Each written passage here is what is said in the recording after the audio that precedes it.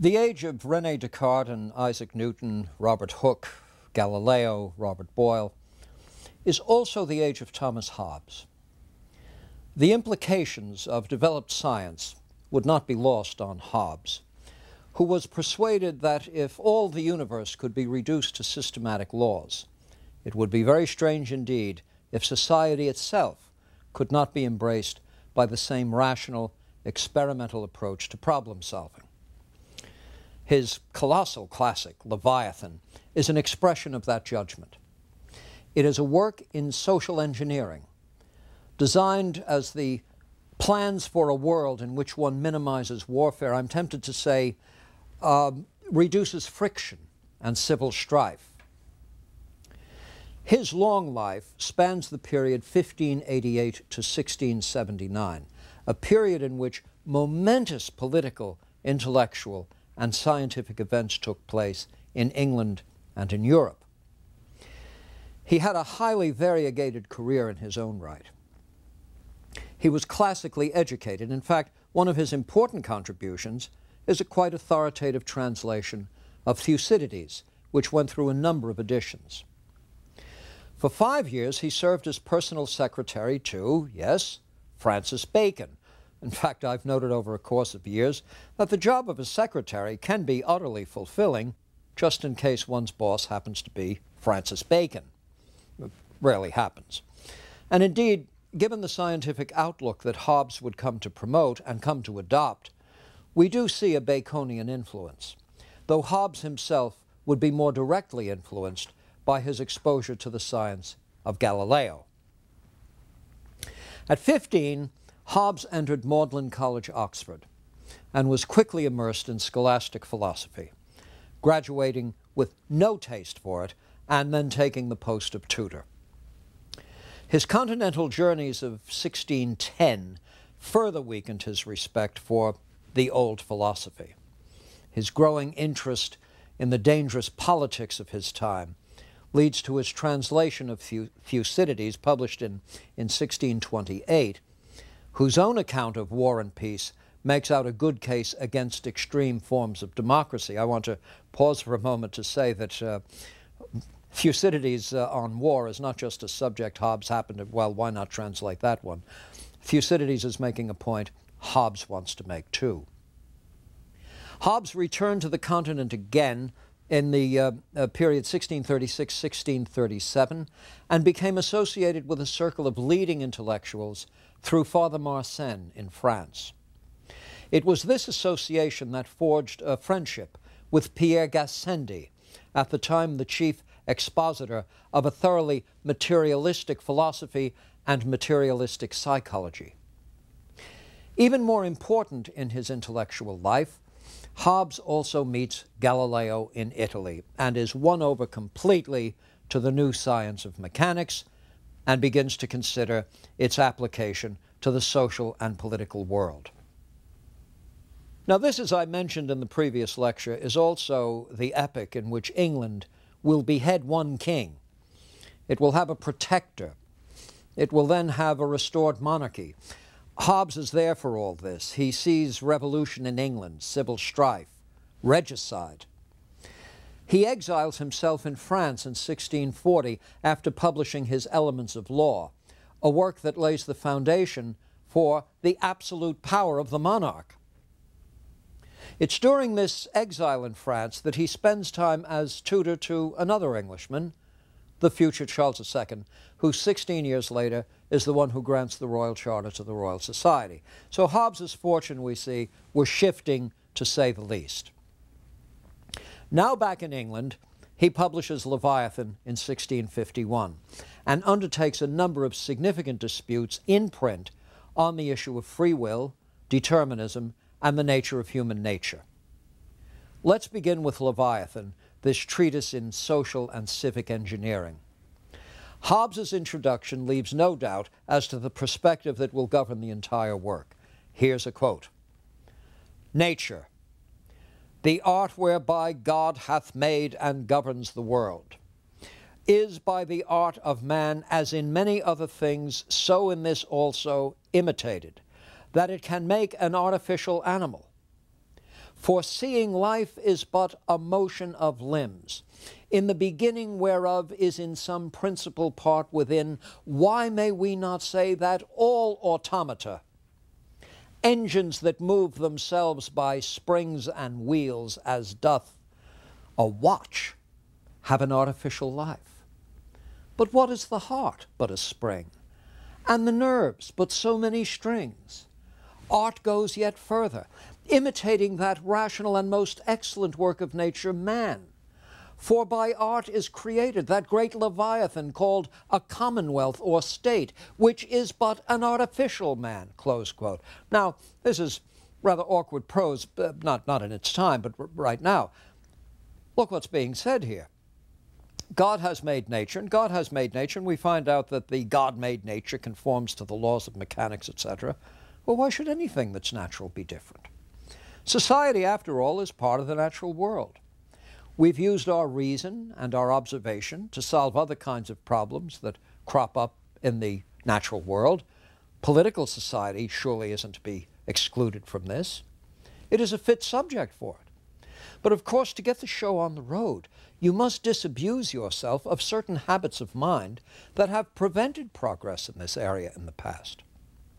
So as we approach Leviathan, we discover that the first item on the agenda is to leave behind us certain absurd modes of thought, eliminating absurdity from our thinking. You see, again, this is going to be sort of Bacon-like. The ancients were the ancients. We've got to look ahead and do things in a more developed way. The approach Hobbes takes is not unlike Galileo's compositive, resolutive approach in physics, breaking down complex phenomena into parts, then building up again through systematic observation. Thus does Leviathan begin with an examination of the senses and the means by which we have knowledge of the external world, moving then to imagination, which reaches possibilities that go beyond immediate experience, then to that train of associations that lead thought into new and different directions. So his reduction of the mental realm is really quite radical. Another quote: "There is no other act of man's mind that I can remember, naturally planted in him, so as to need no other thing to the exercise of it, but to be born a man and live with the use of his five senses. Those other faculties, which seem proper to man only, are acquired and increased by study and industry, and proceed all from the invention of words and speech," close quote. The natural tendency of imagination is toward discovery and invention. This is what distinguishes man from other animals. And on this last point, we find a revealing example offered by Hobbes, the staunch royalist. Referring to the recent Civil War, he recalls someone asking the value of a Roman penny. In Chapter 3, Hobbes traces the associations that arise from this question. Listen to this, quote, "For the thought of the war introduced the thought of delivering up the king to his enemies. The thought of that brought in the thought of delivering up Christ, and that again the thought of the 30 pence, which was the price of that treason. And all this in a moment of time, for thought is quick." Now here is the use of an associationist psychology to make a royalist point. The comparability of Judas betraying Jesus Christ and the king being turned over to his executioners. Hobbes gives central importance to speech, convinced that the perpetuation of absurdities is a kind of casualness and lack of discipline in establishing the meaning of the very terms we use to establish what makes a problem problematical. His account of the appearance of speech from the time of Adam is a pragmatic one, beginning with naming animals and objects. But the punishment inflicted on those building the Tower of Babel finds the world now divided into different linguistic enclaves. Speech does confer power. It aids memory, but it lends itself to abuses, of which Hobbes cites 4. There is first the inconstant use of terms in the process of registering our thoughts, such that we deceive ourselves into having concepts of things that are not actually experienced. Second, by metaphorical devices, we deceive others. Third, by dissimulation, as when we lie about our intentions. Fourth, when language is used as an instrument to inflict harm and grief on others. But it is the first two of these that will misguide our understanding of ourselves and our social world. We have a tendency to conflate spirituous things, imaginary things, objects of superstition, mysticism, legend, and lore, with ontologically real material things. Loose talk is, in the current vernacular, the way we would describe the absurdity that Hobbes is warning us against. We engage in loose talk. We fail to distinguish, he says, between real bodies and spiritus, immaterial things. You know, in some respects, Hobbes is anticipating much that will come to be regarded as analytical philosophy, the idea being that there aren't any actual philosophical problems as such. There are confusions, and these are essentially grammatical and linguistic. Much more of this toward the end of this series of lectures. Well, we speak, for example, about seeking to infuse faith in someone. Now, of course, this is a metaphorical figure of speech. I don't think we have to be chastened if we understand this as a figure of speech. The problem is, on Hobbes's account, when you adopt this kind of talk habitually, you begin to think of faith as some thing that can be infused as such into a material body. And before you know it, you're under the weight of your own linguistic confusions, and you're beginning to treat non-things as things, and vice versa. This is a habit that must be relinquished if there really is going to be a scientific understanding of how society should be structured and maintained. Now, it's one thing to develop what Newton develops as a mathematical model. It's another thing to begin to think that reality is just the model. Hobbes argues that this was something that the scholastics were particularly guilty of, this metaphorical mode of thinking. That's not part of the Hobbesian realist approach to social problems and to civics. For Hobbes, reason itself is a product of a mode of speech. And this expresses itself in the form of, quote, reckoning. This is Hobbes now. Reckoning, that is, adding and subtracting of the consequences of general names agreed upon for marking and signifying our thoughts. You see, he wants to reduce reason itself to a kind of linguistic process that itself is reducible to the process of addition and subtraction. To comprehend reality in a rational manner, then, is to reckon correctly. It's to add and subtract correctly in the management of those general terms that express our thoughts. What is reality, then? Reality for Hobbes is physical reality, and Hobbes makes no mistake about it. If we're to have a scientific understanding of man, therefore, then man must be accepted as a material entity. Man is a material object in a material world, subject to the laws of gravitation. He has mass, moving parts, internal anatomy, all of this subject to the laws of nature. Gassendi couldn't have said it any better.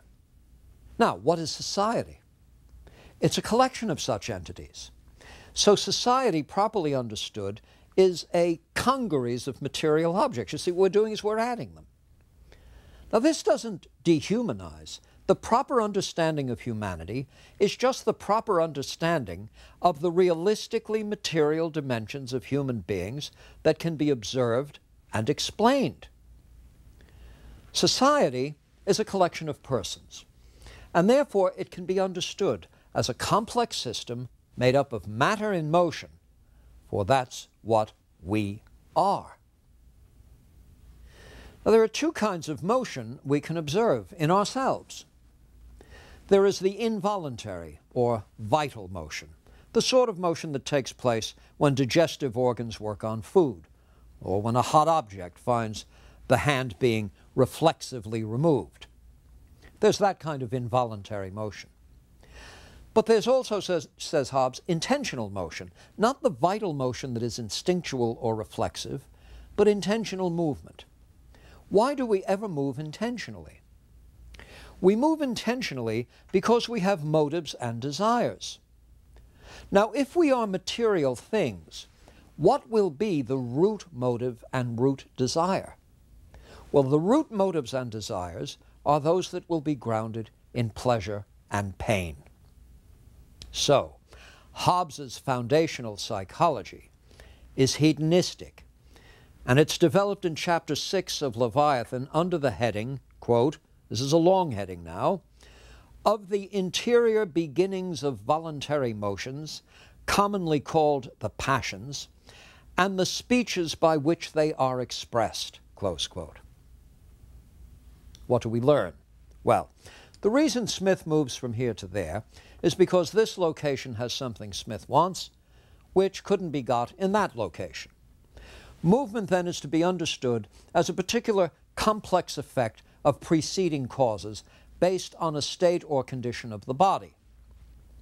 Though one does not sense or feel the antecedent motions, they are there, for every effect has a preceding cause. The interior motions, or in Hobbes's terms, the endeavors, constitute desire when it impels motion toward an object, and aversion when it impels behavior away from an object. Now, what's the ultimate motive? Well, the ultimate motive is survival.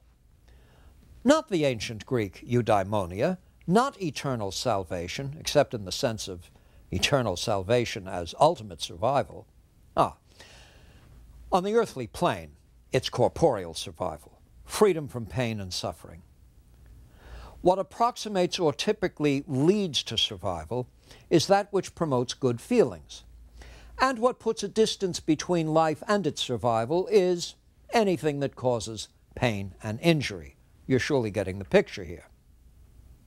So all the high-blown moral language bequeathed by the ancients and celebrated by the scholastics, the stock in trade of all deeply religious people, finally refers to impulses to survive. That is what morality is finally about on Hobbes's account. We are told to approach the good and shun evil. We're supposed to conduct our lives in a way that's morally sound and fitting. We are to seek to promote virtue within ourselves. What is this all about? It's about seeking pleasure and avoiding pain. Hobbes is not a man lacking in commendable human characteristics, and he is not skeptical about morality. Rather, he wants to know what the reference of moral terms is. Are these just words devoid of meaning? No, they're not devoid of meaning. Words like good and bad, or good and evil, have meaning. It's the meaning associated with survival, with pleasure and pain. What is good is that which conduces to pleasurable states of affairs, and what is bad is that which has destructive or painful consequences attached to it. Now, constancy is not to be expected in such matters. Some desires are innate. Hunger and thirst naturally result in desire for food and drink. But many others are acquired, and furthermore, and here's a quote from Hobbes now, quote, because the constitution of a man's body is in continual mutation, it is impossible that all the same things should always cause in him the same appetites and aversions, much less can all men consent in the desire of almost any one and the same object, close quote. So variation is to be expected here. Now, once you put these ingredients together, you begin to see the basis upon which we do enter into civil society. Why do we enter? Man is by nature a social animal, as Aristotle said? No. Hobbes, I think, would put it rather differently. Man is by nature a self-defending animal, a self-interested, and indeed selfish animal, seeking to survive in a perilous world. Therefore, man enters into civil society in the interest of survival in a self-interested way.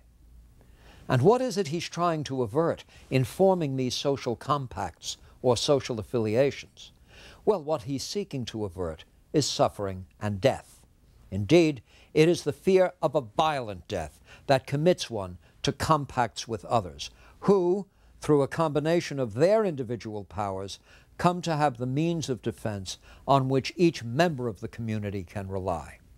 Quote, "The greatest of human powers is that which is compounded of the powers of most men, united by consent in one person, natural or civil, that has the use of all their powers depending on his will. Such is the power of a commonwealth." Close quote. So, the strongest individual among us can be undone by the weakest among us. All it takes is a lethal instrument, a poison, a knife in the back.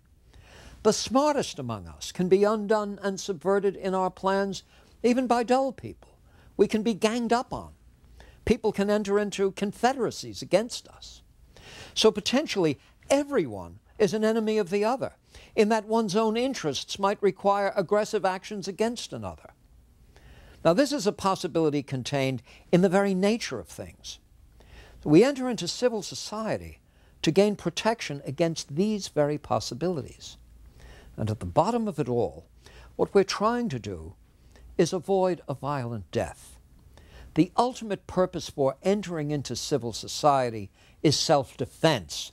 It is to forestall or prevent or render less likely death by violent means. But there's nothing in entering into a collective association that guarantees safety. One might join a nice crowd, all of them turning out to be homicidal maniacs. So it's not just by collectivizing that we gain security. Rather, when we enter into such associations, it's for the express purpose of conferring on someone, some group, some person, sufficient power, sufficient legislative autonomy and authority to be able to protect what we take to be our own greatest interests, to protect us against members of the same community that we've entered into in this civic association. So this is not simply a club of like-minded people. It's a group of independent entities who are fearful of each other, needing the protection that comes from numbers, but needing the added protection that comes from having those numbers controlled and regulated. And they are controlled and regulated by a monarchical power, Leviathan, by the state. And the allegiance that we have to Leviathan lasts as long as, and no longer than, the state is capable of protecting us, our interests, and our lives. Dear me, this is a long way from Aristotle and polis undra didasca. Now, how then do we reduce the likelihood of the civil strife that so surrounded Hobbes' own lifetime? Well, we have to do it by giving the political power to the sovereign, to a sovereign authority who operates in the interest of the commonwealth. The individuals within such a commonwealth are not equal, for they do not have equal powers. It is the power of a man that determines his civic worth. Hobbes puts this quite bluntly, quote, "The value or worth of a man is, as of all other things, his price." That is to say, so much as would be given for the use of his power, and therefore is not absolute, but a thing dependent on the need and judgment of another, close quote. So what are we getting at this point, if I might pause here for a second? You want to know the worth of an individual? Well, the worth of an individual is his market value, what you'd be prepared to pay to have the power of that individual made available to you. And this can be a matter of quite shifting fortunes. The word expressive of this value within a civic realm, it's a good word chosen by Hobbes to express value within a civic realm, is honor. And its lack is dishonor. As it is determined exclusively by the power possessed, the greatest honor attaches to the sovereign, who wields the greatest power. So, all honor to the king, for example. Now, Hobbes' entire thesis is based on a hedonistic psychology, and Hobbes is not at all sheepish about stating as much. Consider the passage in Leviathan on reward and punishment. This could have been written by B.F. Skinner. Quote, Reward and punishment, by which fastened to the seat of the sovereignty every joint and member is moved to perform his duty, are the nerves that do the same in the body natural. Close quote. Freedom and liberty in this connection must be understood not in metaphysical, but in mechanical terms. And so another quote from Hobbes. When the words free and liberty are applied to anything but bodies, they are abused. For that which is not subject to motion is not subject to impediment. From the use of the words free will, no liberty can be inferred of the will, desire, or inclination, but the liberty of the man which consisteth in this, that he finds no stop in doing what he has the will, desire, or inclination to do. So what he means by liberty is essentially the absence of some sort of mechanical obstacle to motion. Now let's parse these passages. Reward and punishment, by which fastened to the seat of the sovereignty every joint and member is moved to perform his duty. Well, what does that mean? The sovereign has the instruments of reward and punishment. It goes with the scepter. The sovereign can punish, reward, praise, blame, and it is in virtue of that power that we are moved. Every joint and appendage can be moved and put into operation by the proper application of rewards and punishments. Now, unless stopped by some impediment, we will move toward reward and away from punishment, toward honor and away from shame. Make no mistake about it. That's what chivalry and honor and duty and courage are all about. It is the sovereign with sufficient resources to make it too heavy a price to pay to enjoy the pleasures of disobedience. In fact, reward and punishment in the hands of the sovereign effect our actions in just the way that nerves affect the movement of the body. This, after all, is a material, physical kind of influence. It's not something transcendental. It's something quite immediate. Concord in the civil state is health. It's exactly what health refers to. The civic manifestation of a healthy body politic is concord. Sedition is sickness. Sickness is what eats away at the body until it finally kills it. That's what sedition, treason, and disloyalty accomplish.